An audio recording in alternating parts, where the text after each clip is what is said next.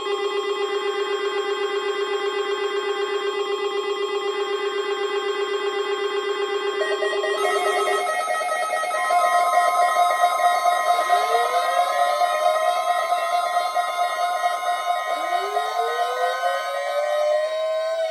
is the National Weather Service office in Wilmington, Ohio. The preceding signal was a test of the weather radio station KIG, 86 Columbus, Ohio, public warning system. During potentially dangerous weather situations, specially built receivers can be automatically activated by the signal to warn of the impending hazard. Tests of the signal and receiver's performance are normally conducted by the National Weather Service between 11 a.m. and noon each Wednesday.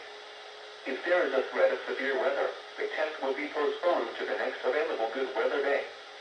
Reception of this broadcast, and especially the warning alarm tone, will vary at any given location.